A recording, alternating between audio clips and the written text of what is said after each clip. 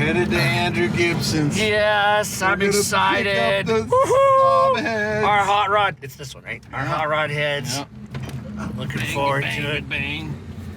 Well, what do you think it's going to cost, Dave? Any predictions? I have $2,500 rat hold for this thing. I hope that's enough. Oh, Andrew, you're Here we go. doing us Pulling a up. service. Right here. This is exciting, though. Yeah. Here we go. Let's see what Andrew has to say about the bench flow. A little bit of space here. The flow test. Well, I said don't expect huge numbers. No, but something is better than nothing. You're gonna get your bucket back too. Is that what we got out of this? I did lay this out with the exhaust flow and intake flow comparison. So your intake went with the bigger valves. Okay, So perfect. and we did some porting cleanup. We didn't get super crazy on Yeah, there. that's fine. Thanks. So this bottom line here is Yeah. the total stock valve size. All right. And then there's two different intake runners. Like one has more of a turn to Right. it, so we did both sides. Okay. So this is the more restricted intake port, and this is the more direct intake ports. So All right, so that's our Yeah. baseline. yep. Okay. So this is your one baseline, and this is after it's been ported. So it's a okay. small valve, so we're not gonna see like these huge leaps. No, but these small. something's better than nothing. Yeah. All right. Cool. Here's your exhaust, and obviously we're gonna know we're gonna do more with the Right. exhaust with that same exhaust valve size. So here's your baseline test with the stock valve, Okay. no porting, No stock porting, exhaust nothing, port. right.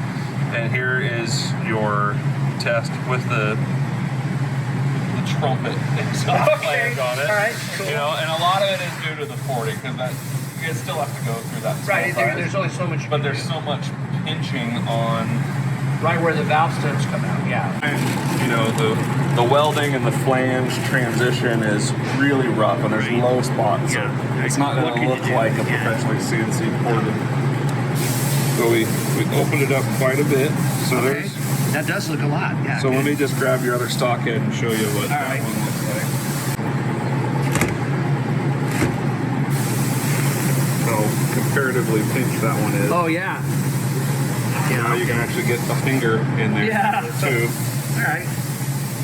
So, and that's blended as good as we can, you know. No, I didn't expect a whole lot, so that's good. And it's kind of oddly shaped too. And here's your intake, which we did the bowl work in there. All right. Smoothed it out. Yeah. That short side. Yep, I can see.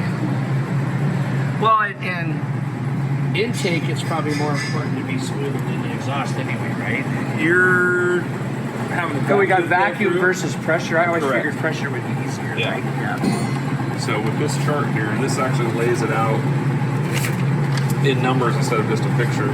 So this is the intake. So this is your baseline stock port, Okay. which I know you're never going to hit 600 lift. Between the two ports are 111, 160 FM, so we picked up a little bit. Yeah.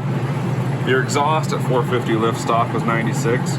We went to 122 Good. All right. and 120. Okay. So your exhaust flows more than your intake. Right, which is Yeah. what I wanted. So. Okay. When No the resistance. when the Yeah. turbo shows Yeah, up. when I put a turbo on it or something. Yeah, exactly. So yeah, hold on to these because All right, I've well- got them in a file. Okay, perfect.